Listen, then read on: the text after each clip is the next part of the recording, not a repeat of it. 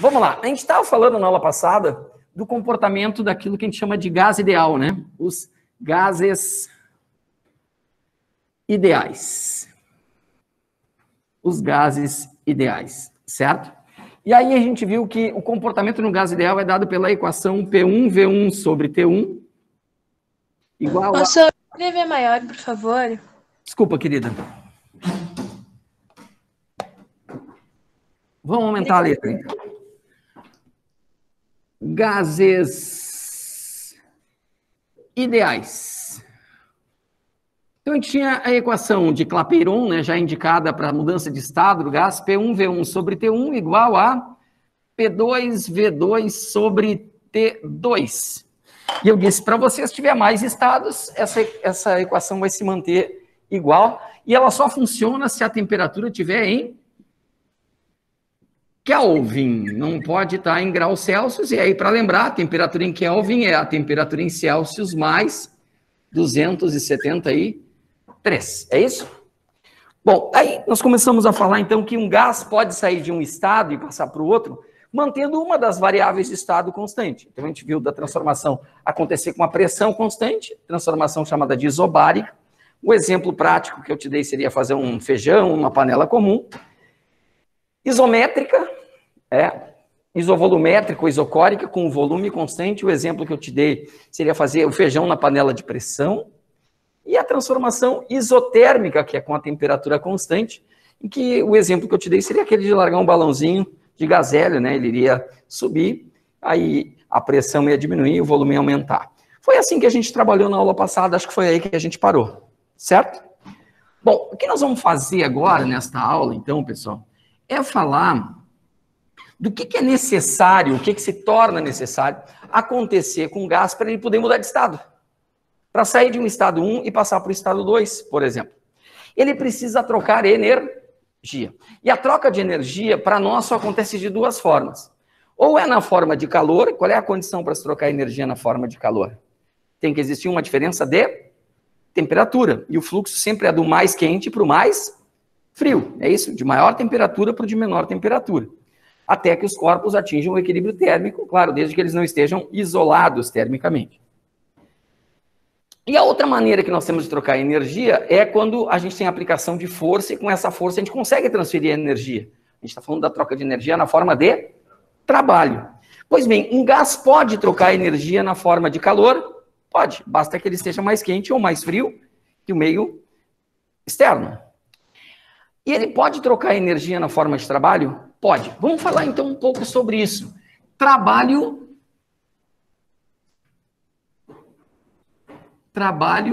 de um gás. Para isso, eu vou supor duas situações distintas para nós aqui, tá? Vou imaginar contigo que eu tenho aqui um recipiente fechado, hermeticamente isolado, ou seja, ele está vedado. Tem aqui uma estrutura móvel, que nós vamos chamar de êmbolo, que nem aquela borrachinha preta que a gente tem nas seringas. E confinado aqui dentro a gente tem um gás, certo? A gente tem um gás ali confinado naquele interior. Eu vou acender a chama do fogão. Vou usar um vermelho aqui só para representar que a gente está esquentando esse gás. As moléculas desse gás vão ficar mais agitadas, vão bater mais contra as paredes do recipiente. Vai aumentar a pressão aqui dentro, certo? E aí, essas moléculas vão acabar aplicando uma força sobre esse êmbolo, e ao aplicarem a força sobre o êmbolo, vão deslocar esse êmbolo de uma posição inicial, que eu vou chamar de x0, para uma posição final, que eu vou chamar de x. Então, vai ocorrer aqui um deslocamento, ΔX ou ΔS, eu acho que era ΔS que o Alex chamava para vocês, né? O deslocamento lá no primeiro trimestre. Pois bem, desta forma, o que aconteceu com o gás? Houve uma expansão do gás. O gás passou a ocupar um volume maior, é isso? Ele passou a ocupar um volume maior. Será que esse gás realizou um trabalho? Será que ele trocou energia com o meio, aplicando força ou não? Se o gás empurra o êmbolo ele está mandando energia para fora pela aplicação de força ou não? Sim, né? Então ele está realizando um trabalho. A gente vai dizer que o gás realiza um trabalho. Então aí a gente tem que o gás realiza um trabalho na exposição. Só vou tirar o casaco aqui, se eu não perder as coisas pelo caminho.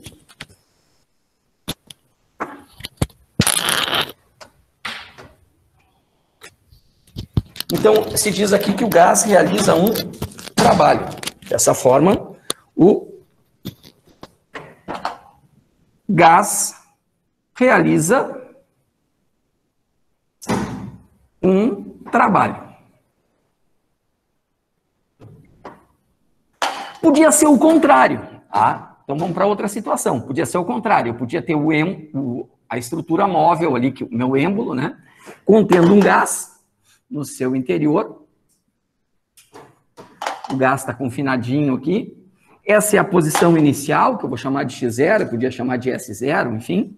E aí, ao invés do gás empurrar o êmbolo e deslocar o êmbolo para fora, um agente externo, podia ser eu, podia ser tu, aplica uma força nesse êmbolo e o arrasta para uma posição final, fazendo com que o gás passe a ocupar um volume menor. Então, esse gás sofreu uma compressão. Compressão do gás. O volume do gás diminuiu. Dessa forma, pessoal, quando o meio externo empurra o êmbolo de forma a deslocá-lo, comprimindo o gás, se diz que o gás sofre um trabalho. O gás sofre um trabalho. Então, quando o gás se expande, por exemplo, tu pega um tubo de spray, aciona a válvula do tubo de spray, o gás se expande, ele está realizando um trabalho. Tu pega uma bomba de encher pneu de bicicleta, ou encher bola, e trava o bico ali para não sair ar lá de dentro, e comprime o ar que está ali dentro, tu está com essa situação que o gás está sofrendo uma compressão. Só para exemplificar. Como é que a gente calcularia esse trabalho? A gente calcularia trabalho lá, usando aquele conceito que nós trabalhamos ainda no segundo trimestre, né? A gente pegaria a força, multiplicaria pelo deslocamento, pelo cosseno do ângulo formado entre a força e o deslocamento, certo? Mas tanto na expansão quanto na compressão, a força e o deslocamento do êmbolo estão acontecendo na mesma orientação. Então, o ângulo é de 0 grau e o cosseno de 0 é 1. Então, aqui some. Mas força e deslocamento não são variáveis de estado de um gás. Mas quando tu estudaste hidrostática, e vocês estudaram hidrostática com Alex, vocês viram que pressão é força sobre área. É isso? Posso chamar a área de A? Então, quer dizer que força é pressão vezes a área, certo?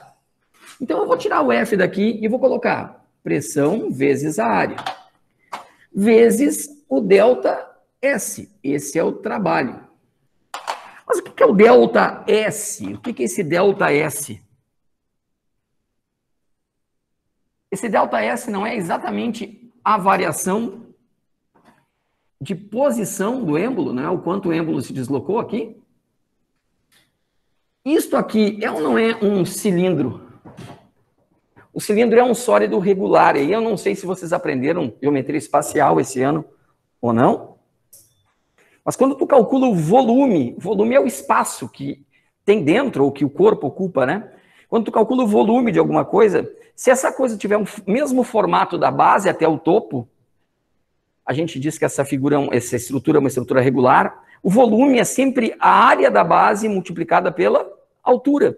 Então, esse delta S, se eu pegar o delta S e multiplicar pela área a área deste ângulo aqui multiplicada por essa variação de posição do êmbolo, isto aqui é igual a variação de volume. Então, esse A vezes o delta S aqui, ó,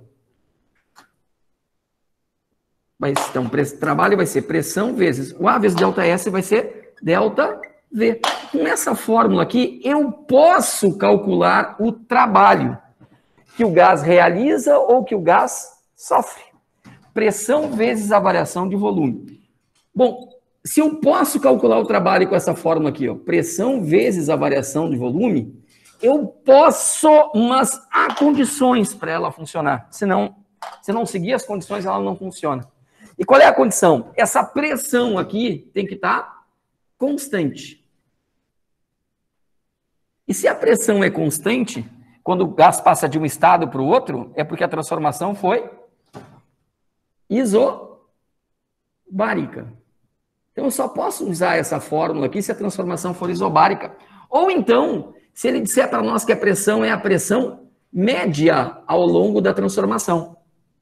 A pressão variou de 2 para 4 de forma linear. Na média, ela variou de 2 para 4. Ela variou quanto? 2. Tá? Mas e qual foi a pressão média? Se eu tenho uma pressão que vai de 2 até 4, qual é a pressão média dela? Ó, daqui para cá, o ΔV é 2, é isso?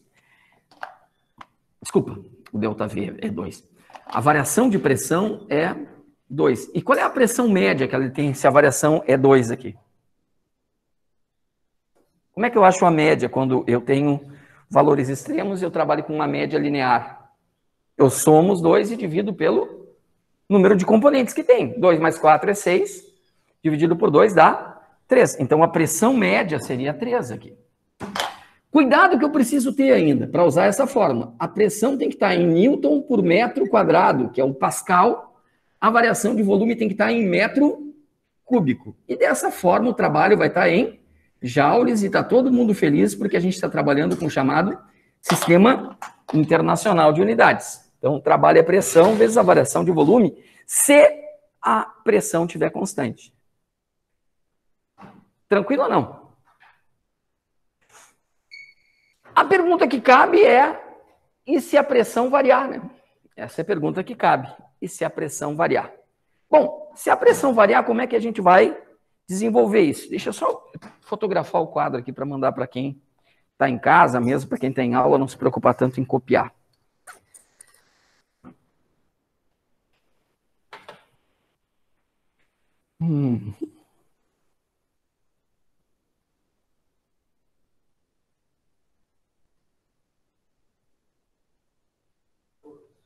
Oi, pois não, querido.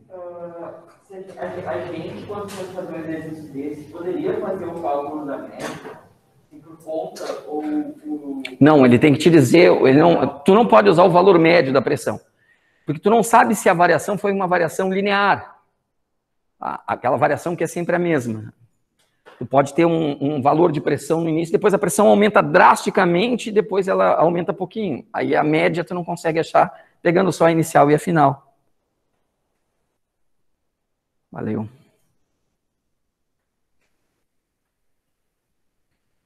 Deixa só eu enviar essa foto aqui para já ficar...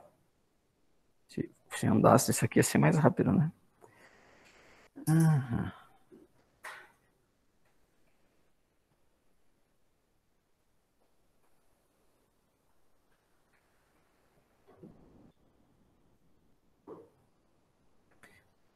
Como é que é o WhatsApp de vocês? Vocês lembram aquele de...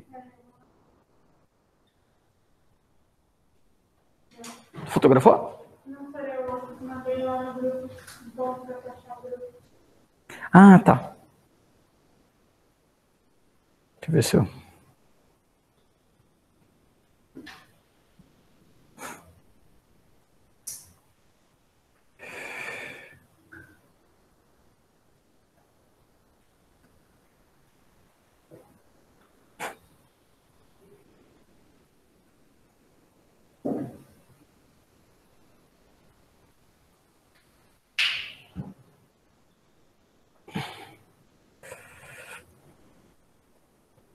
Bom, o que cabe para nós, então, é o seguinte. Eu vou passar aqui a chamada, aquela que o Mauro pediu, tá? Aí você só dê uma rubricada ao lado do nome. Se a pressão variar, né? Como é que eu posso calcular o trabalho, então? Como é que eu posso calcular o trabalho se a pressão variar? Ou mesmo se a pressão não variar. Toda vez que eu tiver um gráfico,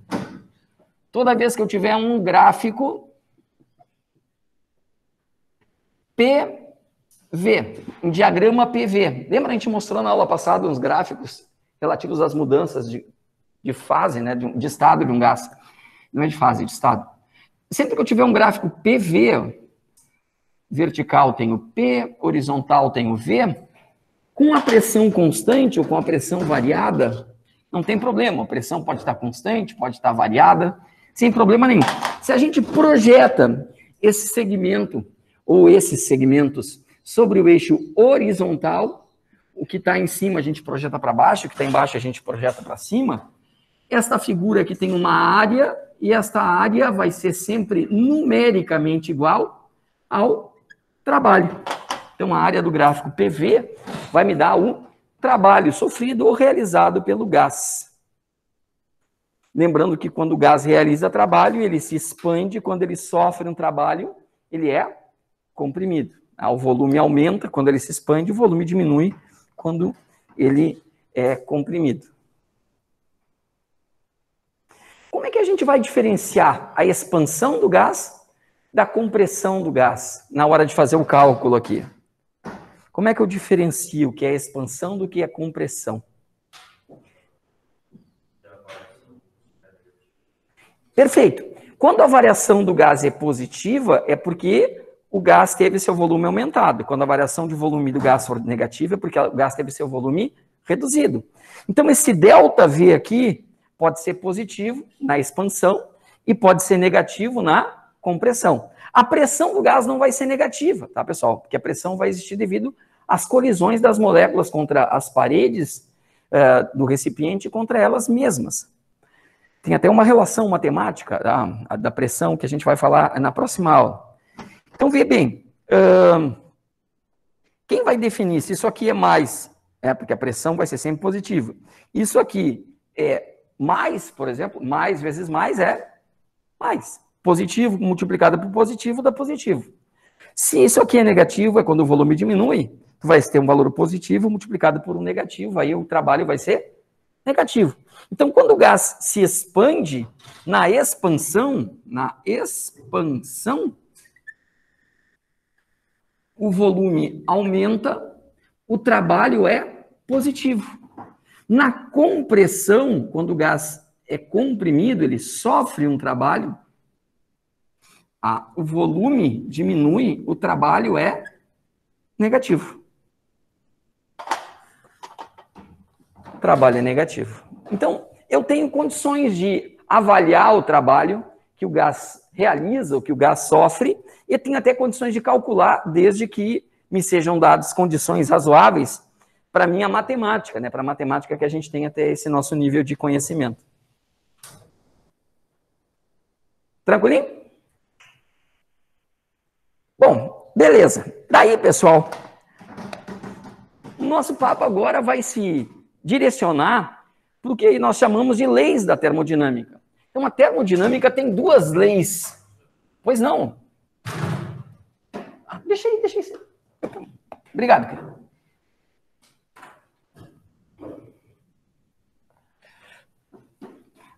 A termodinâmica tem duas leis para a gente trabalhar, tá?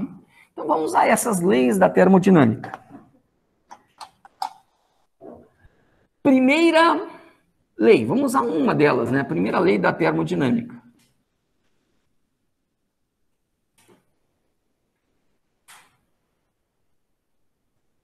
Primeira lei da termodinâmica. Ela trata de um princípio básico para a ciência. Tá? Quando a gente fala de princípio na ciência, a gente fala de alguma coisa que se estabelece como regra e não se discute ela. Tá? É um pilar, chamado postulado da ciência. Esse postulado não quer dizer que ele seja imutável. Ele até pode ser mudado. Mas quando ele for mudado, boa parte da ciência vai mudar com isso. Vou dar um exemplo de um postulado, aquilo que já foi um postulado para a humanidade. A Terra sendo o centro do universo. Isso foi um postulado. O sistema geocêntrico, né, a Terra está no centro do universo, o homem aceitou isso como sendo real, enfim, não vou nem dizer que era científico, mas era científico, enfim, com o conhecimento científico que se tinha até então.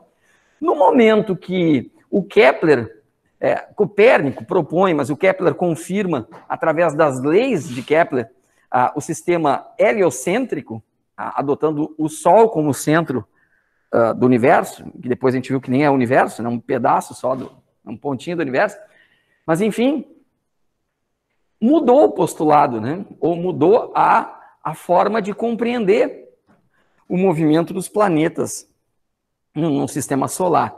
Então, da mesma forma, o que a gente sabe é que a energia não pode ser criada nem destruída. Ela apenas pode ser transformada e trocada entre os corpos, certo? Então, a energia vai estar armazenada pelas moléculas do gás. Essa energia que está armazenada nas moléculas do gás está armazenada naquilo que a gente vai chamar de energia de movimento, energia cinética. Essa energia das moléculas do gás nós vamos chamar de energia interna. Então, toda vez que variar a energia interna do gás, é porque durante a troca de energia, o gás ganhou mais do que gastou ou gastou mais do que ganhou. Certo? É que nem a gente. Se a gente quer emagrecer ou quer engordar, ou a gente precisa emagrecer, precisa engordar, ou a gente engorda, emagrece, independentemente de querer ou não, isso acontece em função de um desequilíbrio entre o que a gente ganha de energia e o que a gente gasta. É mais ou menos assim ou não? Se eu ganhar mais energia do que gastar, eu devo ter um acréscimo na minha energia interna, e ela vai ficar armazenada no meu corpo na forma de, sei lá, enfim, a gente vai ficar mais gordo. Se eu gastar mais do que eu ganhar, eu vou começar a consumir parte da minha energia que está armazenada e eu devo emagrecer. É isso? Bom, e como é que vai se dar esse desequilíbrio com o gás? O gás não vai engordar ou emagrecer, não vai ficar mais gordinho, mais magrinho. O gás vai ficar com mais energia ou menos energia. E quando ele ficar com mais energia interna, é porque as moléculas do gás vão ficar mais agitadas. E se as moléculas do gás ficarem mais agitadas, o gás vai esquentar. Ou não vai esquentar? Ele vai esquentar. Se as moléculas do gás ficarem menos agitadas, o gás vai esfriar. Ou não vai esfriar? E ele pode, inclusive, esquentar e esfriar mantendo o volume constante. Pode. O gás pode, porque o gás não sofre dilatação, né? Como acontece o sólido e o líquido. O gás se expande ou o gás é comprimido. O gás sempre vai ocupar todo o espaço que está disponível para ele. Certo? Então, veja, toda vez que variar a energia interna do gás, vai variar a sua temperatura. E o que é necessário para ocorrer essa variação na energia interna? Tem que ocorrer um desequilíbrio entre o que o gás troca na forma de calor e o que o gás troca na forma de trabalho. Então, isso aqui é a primeira lei da termodinâmica. A energia não pode ser criada nem destruída, ela apenas pode ser transformada. Aquilo que o gás trocou na forma de calor, menos aquilo que o gás trocou na forma de trabalho, essa diferença aqui é o que vai dizer para nós quanto variou a energia interna do gás. E o que é necessário para o gás trocar energia na forma de trabalho? Qual é a condição básica para o gás trocar energia na forma de trabalho? Ser comprimido ou se expandir, é isso? E toda vez que o gás é comprimido ou se expande, o seu volume varia, é isso? Então, o trabalho se pressupõe numa variação de volume. Tranquilinho? Então, essa aqui é a primeira lei da termodinâmica. Ó. Primeira lei da termodinâmica está aqui. Delta U igual a Q menos o W. Q menos o W. Bom. Tudo bom? Precisa entrar? Acho que tá. Obrigado. Ó, primeira lei da termodinâmica. Vamos pensar naquilo que a gente trabalhou na aula passada. Se o gás sofreu uma transformação isotérmica. Se o gás sofreu uma transformação isotérmica. Lá no PV, sobre T, P1, V1 sobre T1 igual a P2, V2 sobre T2, quem é que não variou se a transformação foi isotérmica? Isso é o mesmo, termos é temperatura. Então, numa transformação isotérmica, a temperatura ficou constante. Certo? A temperatura do gás ficou constante. Tranquilo? A gente viu que, lá então, P1, V1 sobre T1 igual a P2, V2 sobre T2. O T1 e o T2 são iguais, eu posso simplificar. Então, a relação lá no gás ideal é essa aqui. Vimos isso na aula passada. Agora, se eu pensar em termos da primeira lei da termodinâmica, numa transformação isotérmica, alguém aqui vai ser zero ou não? O W, o delta U, o W, o Q, algum deles vai ser zero ou não? Ninguém vai ser zero? Qual é a condição para ter variação na energia interna? As moléculas do gás têm que ficar mais ou menos agitadas. Se as moléculas do gás ficarem mais agitadas, o gás vai se expandir ou vai esquentar? Qual é a condição para o volume do gás mudar? Qual é o volume que um gás ocupa? Não é o volume do recipiente que o contém? A única condição que eu tenho para mudar o volume do gás é mudar o tamanho do recipiente.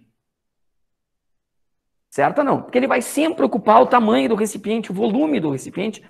O volume do gás é igual ao volume do recipiente. Então, a única condição para mudar o volume do gás é mudar o volume do recipiente que o contém. Certo? Então, se variar a energia interna do gás, tem que variar o volume do recipiente ou não? Não precisa. Claro que se variar o volume, pode variar também a energia interna. Mas, para eu fazer o gás ficar mais quente ou ficar mais frio, necessariamente eu tenho que comprimir o gás ou tenho que expandir o gás? Teria alguma outra forma de eu aquecer o gás ou resfriar o gás? Não.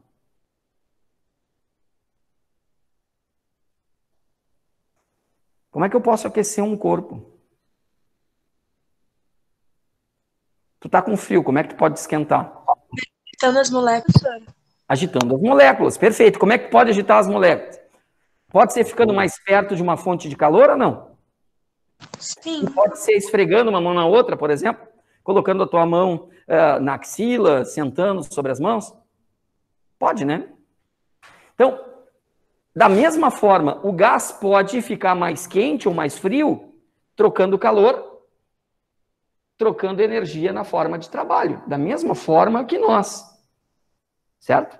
Mas o que implica numa variação na energia interna do gás? Implica que as moléculas do gás vão ficar mais agitadas ou menos agitadas. E se as moléculas do gás ficarem mais agitadas, o que necessariamente vai acontecer com o gás? Se as moléculas do teu corpo ficarem mais agitadas, o que necessariamente vai acontecer com o teu corpo? Vai esquentar. E se elas ficarem menos agitadas? E se o gás, então, tiver um aumento na sua energia interna, o que vai acontecer com o gás? Ele vai expandir? Ou ele vai esquentar? Ele vai esquentar. Aumentou a energia interna, quer dizer que as moléculas estão mais agitadas. Se diminuir a energia interna, quer dizer que as moléculas estão menos agitadas. E aí o gás vai esfriar. Então, quando a transformação é isotérmica, olhando para a primeira lei da termodinâmica, olhando para cá, o ΔU vai ser igual a zero. Porque as moléculas do gás não ficaram nem mais, nem menos agitadas. Certo? E qual seria a condição para as moléculas do gás não ficarem nem mais, nem menos agitadas? O Q e o W vão ter que ser iguais. Tudo aquilo que o gás ganhar na forma de calor, ele vai ter que gastar na forma de trabalho. Ou tudo que ele ganhar na forma de trabalho, ele vai ter que gastar na forma de calor. É que nem a gente. Se eu quiser fazer uma dieta para manter o peso, manter o corpício, tudo que eu ganhar de energia ao longo do dia, eu vou ter que gastar nas minhas atividades físicas, mentais, enfim. Meu corpo vai ter que gastar a energia que ele ingere. Aí eu vou manter a minha estrutura funcionando adequadamente, sem acréscimo ou decréscimo na minha energia interna, que vai ser armazenada na forma de gordura, enfim. Para o gás não esquentar nem esfriar, o que ele ganha de um jeito, ele tem que gastar do outro. Se ele ganhar 100, ele vai ter que gastar 100. Se ele ganhar 1000, ele vai ter que gastar 1000. Certo ou não? Legal. Aí a transformação é isotérmica. Então, numa transformação isotérmica, tu tem que saber essa relação e essa aqui. Se a transformação for isométrica, isovolumétrica,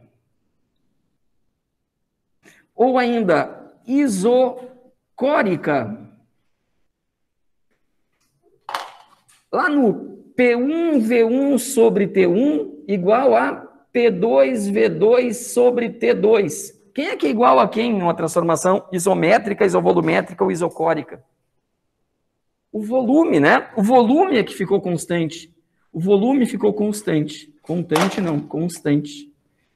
Ainda bem que quem está em casa não enxerga com vermelho e eu continuo escrevendo com ele. Constante. O volume ficou constante. Sai para lá, vermelho. Então eu posso cortar o V1 com V2. E aí eu vou ter P1 sobre T1 igual a P2 sobre T2, que é o que a gente viu na aula passada. Tá aí na primeira lei da termodinâmica. O que vai acontecer aqui? Se o volume ficar constante? O gás sofreu uma transformação isométrica, isotérmica, isométrica, isovolumétrica ou isocórica. São nomes diferentes para o mesmo tipo de transformação. Na primeira lei da termodinâmica aqui, alguém vai ser zero se o volume não mudar? O trabalho. Então aqui o trabalho vai ser zero. E se o trabalho é zero e o gás muda de estado, ele só está trocando energia na forma de calor. Então, toda variação na energia interna vai ser igual ao calor que o gás trocou com o meio externo. E aí eu tenho a transformação isotérmica, isométrica ou isocórica. Certo? Vamos para mais uma foto. Se eu achar aqui, eu fotografo já. E já mando. Oi? Pode, querido, vá lá.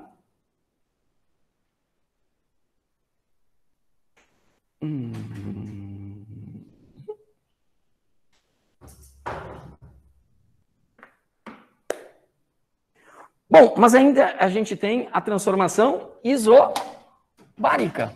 Eu tenho ainda a transformação isobárica. Numa transformação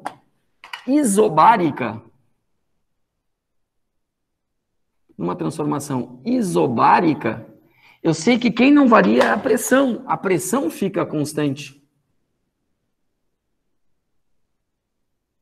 E aí, se a pressão ficar constante, P1V1 sobre T1 igual a P2V2 sobre T2. Eu sei que o P1 e o P2 são iguais. A relação que eu vou ter lá da equação do gás ideal vai ser esta. E aqui, na primeira lei da termodinâmica, vai variar a energia interna do gás ou não vai? Se a transformação é isobárica. Como é que eu sei se variou ou não variou a energia interna do gás? O que tem que variar para variar a energia interna? A temperatura. Se a transformação é isobárica, a temperatura varia ou não varia? Varia. Então tem variação na energia interna. Tem trabalho ou não tem trabalho? Quem é que garante para mim que tem trabalho ou não tem trabalho? A variação no volume. O volume variou. E vai ter troca de calor na transformação isobárica? Vai. Então, na relação que a gente tem aqui, ó, da primeira lei da termodinâmica, ninguém vai ser zero. Delta U vai ser igual aqui menos o W. E aqui eu posso calcular o W assim. É só na transformação isobárica que eu posso fazer isso, né? Ah, mas não tem nenhum tipo de transformação que o gás pode sofrer sem trocar calor? Ah, tem. A transformação que o gás sofre sem troca de calor é chamada de adiabática. Numa transformação adiabática, não há trocas de calor. Não, o gás não troca calor com o meio externo quando ele muda de estado. Ele não troca calor. Então eu sei que o Q é zero. Mas como é que pode acontecer uma transformação em que não vem acontecer a troca de calor. Vai ter que ser com um sistema isolado termicamente,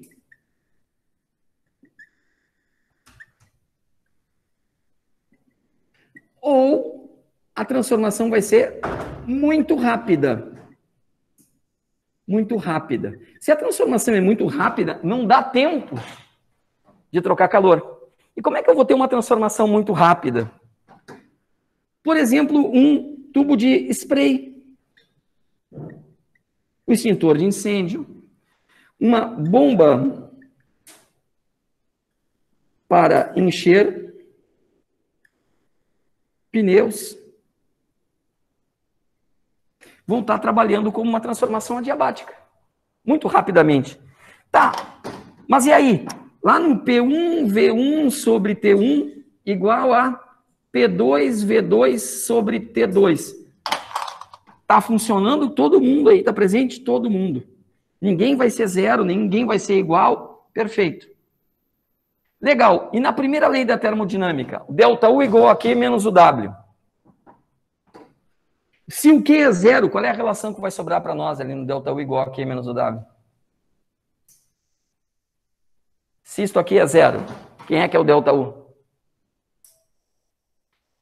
É menos o W. Então, o ΔU vai ser igual a menos o W. O ΔU vai ser igual a menos o W. Tá, mas aí tu tá botando sinal na parada. Tô botando sinal na parada, sim. Então, para funcionar o que a gente está falando aqui, pessoal, a gente vai ter que ficar atento a alguma coisa de sinais. Mais ou menos assim. Se eu tenho aqui um gás, esse gás pode ganhar energia na forma de trabalho, ele sofre uma compressão. Compressão, o volume dele diminui, eu vou ter um trabalho negativo. Naquela forma, o W vai entrar com sinal de menos. Se o gás sofre uma expansão, o trabalho é positivo, o volume do gás aumentou, o trabalho é positivo. Se o gás cede calor, a quantidade de calor que ele cede é negativa. Se o gás ganha calor, recebe. Se ele recebe calor, a quantidade de calor que ele recebe é positiva.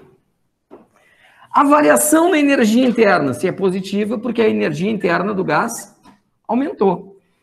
Quer dizer que o gás esquentou, a temperatura subiu. Se a variação na energia interna for negativa, porque a energia interna do gás diminuiu, o gás esfriou.